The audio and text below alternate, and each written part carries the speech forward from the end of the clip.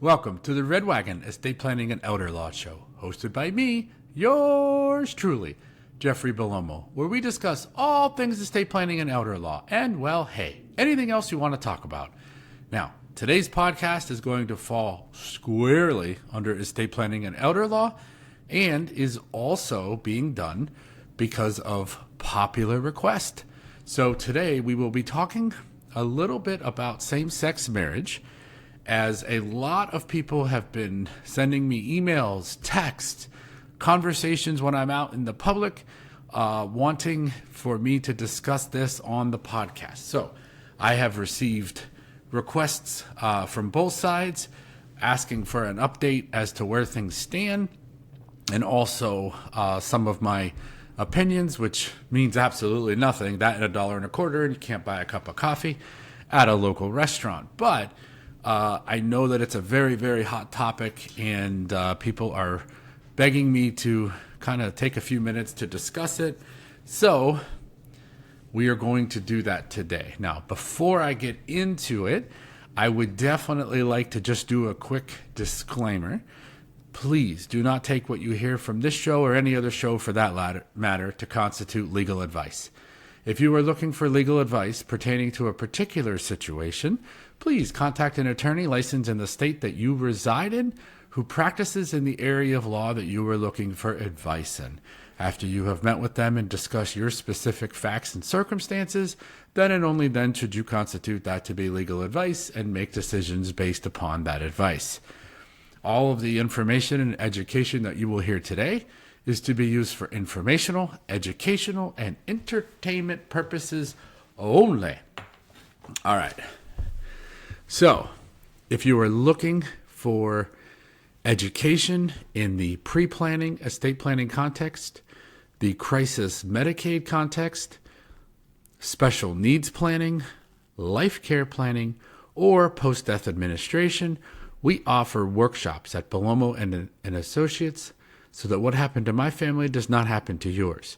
We offer these workshops on a regular basis in these areas to provide you education, information, and cost associated with those items for you to make an informed and educated decision before you have to make a final decision on whether you would like to move forward or not. So please don't hesitate to contact us if you're looking for educational workshops, information regarding certain topics, and we would be more than happy to provide that. All right, so as many of you know, and I know I'm going to butcher the name, but there is a Supreme Court of the United States case called Obergefell that does allow same-sex marriage, and it produced it and said that it was constitutional. And then in 2020, the Respect for Marriage Act repealed DOMA, or the Defense of Marriage Act, from the previous years. It also provided for same-sex couples and interracial couples certainty that if in the future the Supreme Court was to rehear cases like Obergefell or Loving, that they would be able to have stability and knowledge that their marriage would be recognized. The Respect for Marriage Act is still going to provide, in my opinion, the protections necessary for same-sex and interracial couples to know that it's a high burden, a lot of hurdles that would have to be overcome to attack it. And I'm very, very confident personally that will not happen. And these have provided a basis for same-sex couples to get married.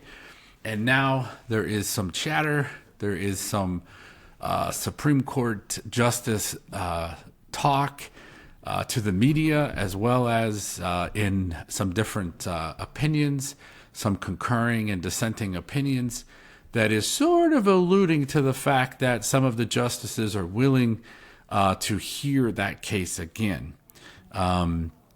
So, warranted, there are same-sex couples who are legally married, who are very nervous and very scared about whether or not, in light of the Supreme Court of the United States having more conservative justices currently on the court and what has occurred over the last couple of years, if that's going to occur, what is the likelihood of it? And if it does, what does that mean practically for individuals who are same-sex, who are married legally, and they are very concerned? Now, I'll start with this. My personal feeling is that the Supreme Court will not grant cert and they will not take that case. I think that it's probably too politically hot. It probably has too much fallout. So my gut says that they won't. Now, there was a clerk of courts, I believe in Kentucky, who refused to issue a marriage license. And of course, that got hotly debated. And they have now filed to try to get the Supreme Court to hear this case again. And I believe the name was Kim Davis. So why that's significant is it does take somebody, asking the Supreme Court of the United States to grant cert. And there is a pending request before the United States Supreme Court. I believe the justice is Justice Clarence Thomas, who has sort of thrown out publicly that he would not be opposed to the Supreme Court revisiting it, and that it is possible that the Supreme Court would change their opinion from the original opinion of Obergefell with a different sort of dynamic of the United States Supreme Court at that time. Also, there have been some concurring and dissenting opinions by other justices sort of alluding to the fact that potentially they would be open to the idea as well. There's certainly no guarantees. There's certainly no way to know what the justices will do, what they're thinking. But I don't necessarily believe that just because there's dissenting, concurring opinions, some comments made to news channels, that necessarily means that they will grant cert. The main reason why I'm not certain that they will is because usually, not always, but usually the Supreme Court of the United States takes cases that have split authority in the circuits, meaning there's an array of case law that's going out, and the Supreme Court of the United States is essentially going to take the case to provide, to clear up the circuits, to clear up the disagreement, to clear up the different opinions. There isn't currently any real different opinions out there. So that's one reason why I don't necessarily think that they will take the case. Again, that doesn't necessarily mean that they won't or that they couldn't, but that is a main reason why I don't think that they will. And as I mentioned briefly a few minutes ago, I also think that potentially the public backlash could be grave. And the main reason for that is because in 2022, the Defense of Marriage Act, there are hundreds of thousands of people who have relied on the Obergefell decision as well as the 2022 Defense of Marriage Act, and they are relying on it. They are legally married. They have built their lives that way. So I don't know. I just personally don't think that that is something that they will take on. I don't think that it is something that would get reversed. Now, the only thing that I could see personally, and this is just my take on it, by no means am I a constitutional scholar. I'm just a guy who is reading opinions and reading thoughts and ideas and listening. My personal feeling is that it would be more likely for the court to render a decision that would not be a complete reversal of that original Supreme Court decision in Obergefell, but rather a specific carve-out. So the original decision was basically based on the 14th Amendment, where I could see potentially them carving out an exception would be taking it on a First Amendment kind of basis, where like in the Kim Davis case, somebody saying due to religious beliefs, I cannot issue this marriage certificate. That might be a way that the Supreme Court would go to not have the public backlash, to also carve out a very narrow exception. But again, even if they did that, which I don't think they will, that does not mean that same-sex couples are not going to still receive protections, right? I mean, with the Defense of Marriage Act from 2022, it recognizes marriages between individuals regardless of sex if valid under state law, and that the other states have to recognize it. So even if, let's just say there is a carve-out or an exception, and let's say that a state decides that they're not going to recognize it, or if they do decide, that they're going to recognize it, but there's another state that doesn't, the same-sex couple could go to another state and they would be forced at that point to recognize it. So I don't know, personally, if, even if it was overturned on a narrow basis because of the full faith and credit, states must recognize the marriage performed in another state, even if the state does not allow it themselves. So I feel like people would just cross the line, they would get married, and then they would be forced to accept it. So I'm not overly concerned.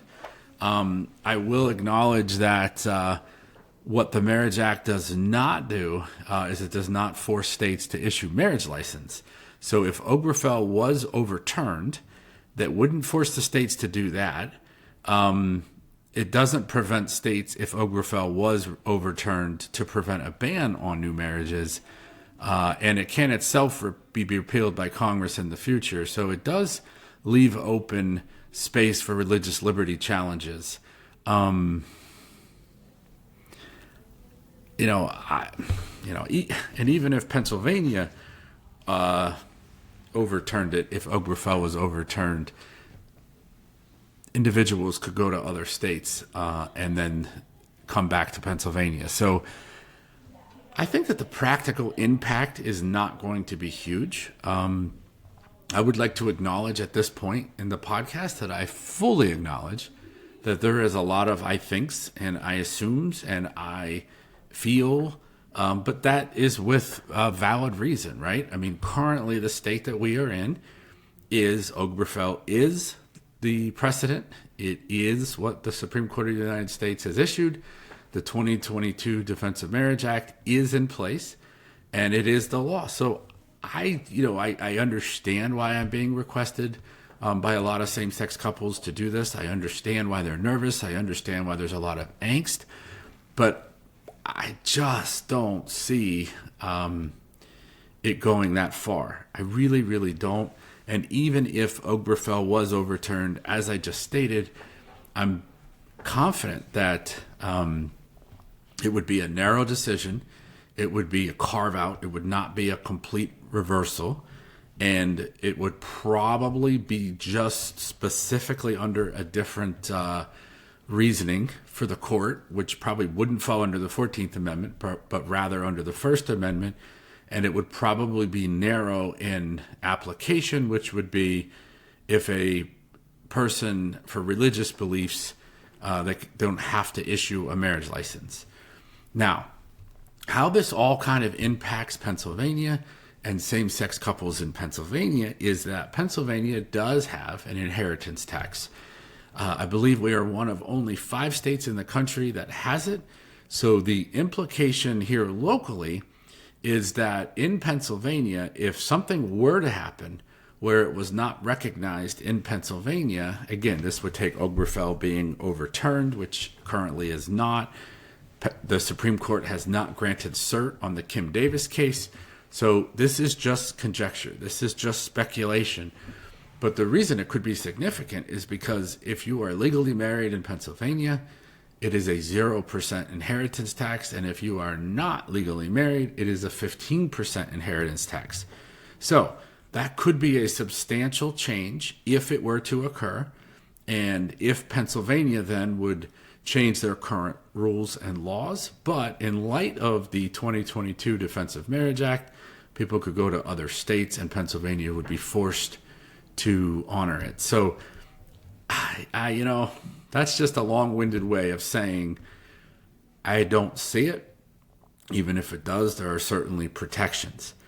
I always think that it makes sense to have your documents in place. I think that it would be prudent for a same sex couple to have powers of attorney, both medical and financial, so that if you became incapacitated, your spouse, your same sex partner would be able to make decisions on your behalf. While same sex marriage is legal, it is, obviously Pennsylvania's rule, and currently there is no issues at all. But I still think it would make sense so that there isn't any potential disputes with other family members, other people, particularly if Obergefell was to get overturned. But I still think it's a good idea regardless. Get your financial power, get your medical power. Within the medical power, make sure that you have a living will so that your end of life decisions are set forth so that you can decide if two qualified physicians put in writing that there is no realistic hope of recovery, whether you want heroic and life-saving measures or you want them to withdraw treatment. This allows your spouse to make decisions about, and to honor your decision, frankly, about end-of-life decisions. Particularly in a same-sex marriage situation, if Obergefell was to be overturned, I think that you would absolutely want to have that in place so that there is no question that the family members can't come in. Again, just a reminder, I am not suggesting that this will happen. In fact, my opinion is that it will not. I do not see the Supreme Court granting cert. I do not see them taking the Kim Davis case. I do not see that. I think that it's becoming a little popular right now as an idea because Supreme Court justices have made dissenting and concurring opinions. One Supreme Court justice said something, I believe, publicly to a news channel about the possibility of Obergefell being overturned or at least being heard by the Supreme Court. And in light of the current makeup of the Supreme Court, it would be possible for the reversal of that decision. But as I have stated in this podcast, I do not think it will happen. I certainly understand that I could be wrong. If it does, it's probably going to be on a very narrow basis where they're not going to overturn the whole thing. They are going to take a different approach. Rather than under the 14th Amendment, like the original Obergefell decision, they would probably go under a First Amendment, like the Kim Davis case, where a clerk for religious beliefs will not issue a marriage license. But even if that were to occur, there's still the 2022 Defense of Marriage Act, DOMA, and it still would certainly say that even if states were to start overturning their current same-sex marriage rules, that if other states allowed it, they would have to honor it in their state. And I know that there would be states that would still honor it based on different parts of the country. So, I respect it. I understand the fact that everybody's nervous, and I would be too for sure. I just don't see it happening. But to protect yourself, I think you should have those powers of attorney in place, the financial and medical. I think you should definitely have a will in place and trusts potentially so that you are going to be very clear. You're going to get into your own rule book. You'll get out of the state's rule book. You'll be able to have some privacy and make decisions that are right for you and your family. Also, when looking at all of this from a global perspective, specifically as it relates to same-sex couples in Pennsylvania, even if the Supreme Court case was to be overturned, as long as the planning is properly in place, it will definitely provide that the house, for example, or the assets will be transferred to the individual, right? Whether it's a spouse or whether it's just another individual, certainly beneficiary designations, the deed on the house, those items will still pass to the individual provided, whether the law says that they are legally married or whether the law says that they are not, planning is essential because that will enable you to know that it will definitely go to the individual that you want it to go to. Now, in Pennsylvania, the distinction is that you may have, I think that the bigger kind of thought process is make sure that you have the planning in place so that under any circumstance, it's going to go to your spouse. It's going to go to the person that you are married to, whether the law at that time says that they are legally married or not. You would still know that it would go to the person that you love and who you are married to, regardless of what happens. So that would give some protections as well. So being legally married in Pennsylvania means a 0% tax to spouses, whereas if it was overturned, that would no longer be in existence and it would be a 15% tax. So certainly a change, but as I've mentioned several different ways on this podcast, I really just don't see it. And I acknowledge the concern. I decided to do this podcast because I have gotten so many requests. It is by far the number one request that I have gotten over the last couple months. And I simply wanted to take the time to do a podcast, express my opinions based on what I know, based on what I've read, based on my little knowledge of the scenario. And so there you have it. And I certainly would encourage all individuals to have their documents in place so that your wishes are what is honored. And I would also say to the same-sex couples who are married legally, I don't see a situation where they can go back and change the past because it's with the DOMA Act of 2022. I just don't see how that would be absolutely possible. And so I would not be overly concerned, although I certainly acknowledge and recognize why I've been getting a lot of these requests to do this. So I hope that was useful. I definitely enjoyed it. I don't typically do these types of topics just because if I don't have a solid answer and I don't know exactly what's going to happen, I don't usually like to jump into conjecture, but man, we've probably gotten 40 requests for this topic, mostly from same-sex couples who are married who wanted to know if they have anything to worry about. Personally, my feeling is no, you do not. For those of you who are not legally married as of yet, if you are considering it, if that is what you would like, I would suggest that you do it. If that's what you believe in and you want to memorialize it under the current rules, I would definitely do so, so that you are following under the current rules and not waiting to see what happens or not happens.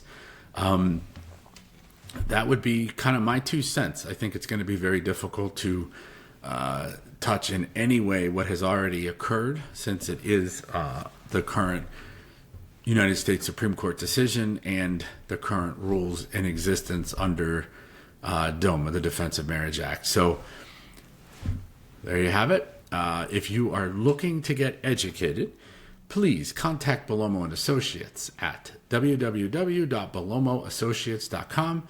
That is B as in boy, ELLOMO, associates spelled out with an S.com. Or give us a call at 717-845-5390, and we'll be able to give you information about our upcoming workshops. I will say that if your questions are in regards to this topic from today, the answer is absolutely unequivocally, though law is 100% same-sex marriages are legal, they are allowed, states must recognize them. That is Obergefell, that is also the Defense of Marriage Act. So this podcast was purely because same-sex couples that I am very close with have expressed a concern about Obergefell being overturned and potentially there being an issue. And my response has been and will always be currently that is not the case, and it is 100% recognized. If you are not legally married and you would like to do so, I would suggest that you do it because there is no question that that is the current law. And I am not suggesting in any way that it will be overturned. I personally do not believe that it will. However, I was requested to do this, and I certainly am nervous because I don't like going out into a topic area where nothing has changed. So if you come to a workshop, this will not be a topic at any of our workshops. The answer will be they are legally recognized same-sex couple marriages, and therefore there is nothing to discuss because we're not going to get into hypotheticals in a workshop.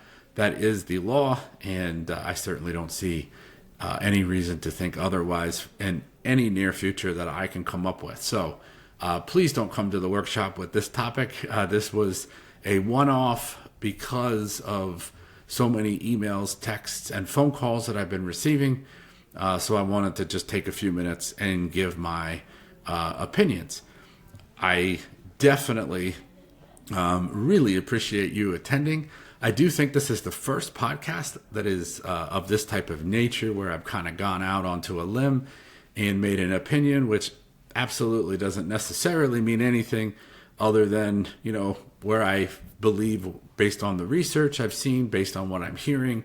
So it's very unlikely to do this, but to those of you who requested it, there you have it. Those are my opinions. I absolutely would have documents in place currently, either way, whether you are currently legally married or you are not. And even if it gets overturned, you will still want to have those documents as well. So don't hesitate.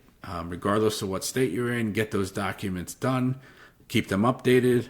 And then if something were to change, make sure that you are reaching out to your attorney so that they can advise you on the current rules in the current state based on your state that you reside in.